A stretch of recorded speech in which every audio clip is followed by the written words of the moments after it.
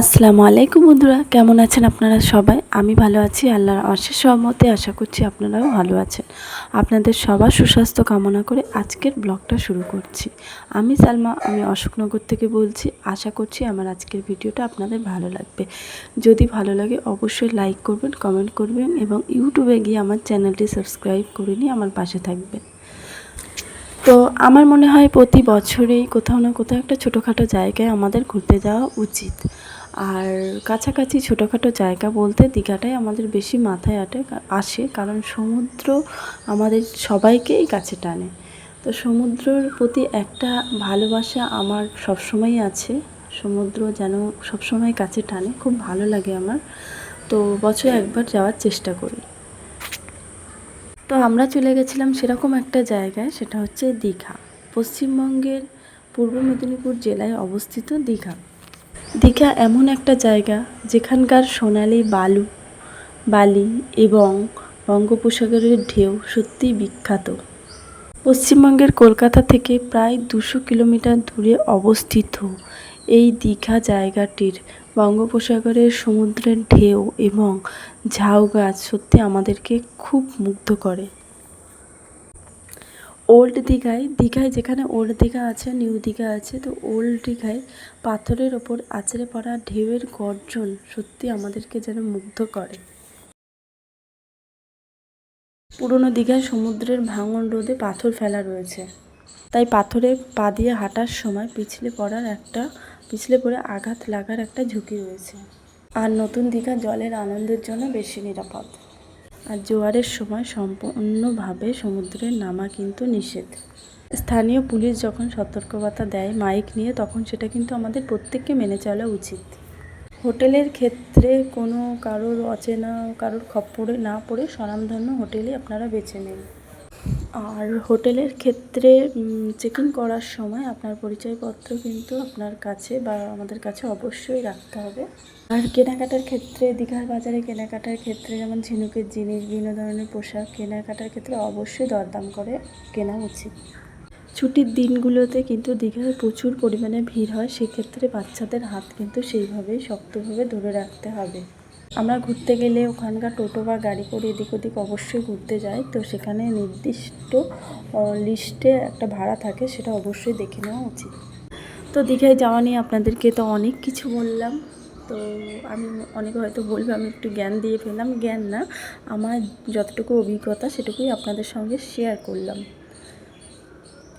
তো এখানে আমরা আমাদের পরিবার সবাই মিলে কিন্তু ঘুরতে গিয়েছিলাম, আর সেখানে আমরা এখন চলে এসেছি হচ্ছে সমুদ্রের ধারে গোসল করব বলে। তো এখানে সবাই মিলে খুব মজা করছিলাম, খুব আনন্দ করছিলাম, আর দারুণ লাগছিল। আর আমার সত্যি কথা বলতে দীঘায় যাওয়ার একটাই উদ্দেশ্য, এই যে সমুদ্রের ধারে এসে পানির মধ্যে এইভাবে এরকম করা, এরকম থাকা সত্যি আমার খুব ভালো লাগে। আর এখানকার সোনালি বালি বঙ্গোপসাগরের আমাকে সত্যি মুগ্ধ করে, আমার খুব ভালো লাগে, যেটা আমি বোঝাতে পারবো না। অনেকে হয়তো বলবেন যে সমুদ্র নিয়ে এতটা কেন, সত্যি আমার সমুদ্র ভালো লাগে। আমার পাহাড়টা আমার অতটা ভালো লাগে না, কিন্তু সমুদ্র আমার সত্যিই ভালো লাগে।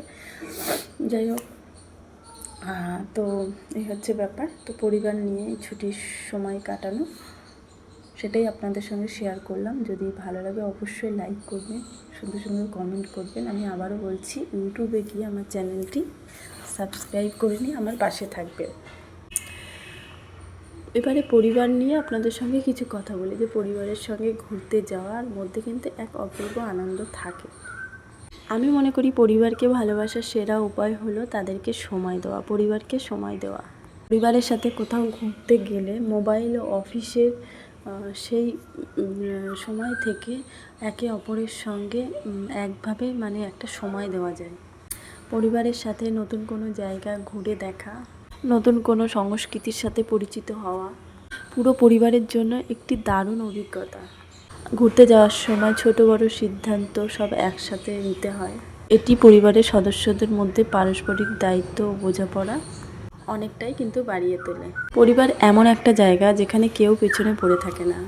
ঘুরতে গেলে পরিবারের প্রতি ভালোবাসা ও যত্ন নেওয়ার মানসিকতাও বেড়ে যায়। ফ্যামিলি হচ্ছে জীবনের প্রথম বিদ্যালয় ও শান্তির ঠিকানা। পরিবারের সবাইকে ভালোবাসা ও তাদের সঙ্গে সময় কাটানো আমাদের জীবনে আসল আনন্দ খুঁজে পেতে সাহায্য করে। পরিবারের সবার সঙ্গে নিয়মিত কথা বলা ও সময় কাটালে পারস্পরিক ভালোবাসা ও বিশ্বাস অনেকটা বৃদ্ধি পায়, যা জীবনের কঠিন পরিস্থিতিতে সবচেয়ে বড় মানসিক শক্তি হিসেবে কাজ করে। পরিবারের সঙ্গে ঘুরতে যাওয়ার আনন্দটাই আলাদা। এটি কেবল ভ্রমণের বা ঘোরার ক্লান্তিই দূর করে না, প্রিয় মানুষদের সঙ্গে সম্পর্কের বন্ধন আরও গাঢ় করে। ব্যস্ত জীবনে একসঙ্গে কাটানো এই মুহূর্তগুলো আজীবন মনে রাখার মতো স্মৃতি হয়ে থাকে। নতুন কোনো জায়গায় গিয়ে একসাথে খাওয়া, একসাথে থাকা, আড্ডা দেওয়া ও ছবি তোলার মধ্যে দিয়ে তৈরি হয় শত শত হাজারো স্মৃতি। প্রতিদিনের ব্যস্ততা ও প্রযুক্তির জগৎ থেকে দূরে এসে পরিবারের একে অপরের দিকে চোখের দিকে তাকিয়ে কথা বলার যে সময়, সেই সময়গুলো হলো জীবনের সেরা সময়। পরিবারের সঙ্গে একসঙ্গে ঘুরলে জীবনের যে ছোট ছোট বিষয়গুলো উপভোগ করার একটা আলাদাই মানসিকতা তৈরি হয়। ছোটদের জন্য নতুন সংস্কৃতি ও পৃথিবী দেখার জানলা খুলে যায় এই পারিবারিক ভ্রমণের মাধ্যমে। পরিবারের সঙ্গে কাটানো প্রতিটি মুহূর্তই জীবনের শ্রেষ্ঠ উপহার। পরিবার থেকেই কিন্তু আমাদের জীবনের শুরু। ভালোবাসা কখনো শেষ হয় না। পারিবারিক জীবনে ভালোবাসা হলো সেই সিমেন্ট যা সবাইকে আরও নিবিড়ভাবে বেঁধে রাখে। দিনের শেষে পরিবারের সঙ্গে কাটানো সুন্দর মুহূর্তগুলোই আমাদের সবচেয়ে বেশি শক্তি যোগায়।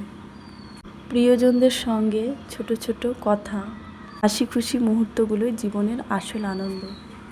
জীবনের শেষ বেলায় সম্পদ নয়, পরিবারের সঙ্গে কাটানো স্মৃতিগুলোই বেশি মনে পড়ে। পরিবারের সান্নিধ্য সব ধরনের ক্লান্তি ও মানসিক চাপ দূর করতে জাদুর মতো কাজ করে। বলতে বলতে অনেক কথাই আপনাদের সঙ্গে বললাম, অনেক কিছুই আপনাদের সঙ্গে শেয়ার করলাম এবং আমার কথাবার্তার মাধ্যমে অনেক ভুল ত্রুটি আমি জানি থাকবে। আপনাদেরকে তবুও বলছি, সেই ভুল ত্রুটিগুলো আপনারা ক্ষমা সুন্দর দৃষ্টিতে দেখবেন এবং আমার ভিডিওতে আমি জানি যেহেতু আমি নতুন নতুন ইউটিউবে কাজ করছি, ভুল ভ্রান্তি আমার থাকবে, তো আপনারা অবশ্যই সেই ভুলগুলো আমার ক্ষমা সুন্দর দৃষ্টিতে দেখবেন এবং আমার ভুলগুলো অবশ্যই আমাকে কমেন্টের মাধ্যমে তুলে ধরবেন। আর আমার এই ডেলি ব্লগ আপনাদের কেমন লাগে অবশ্যই জানাবেন।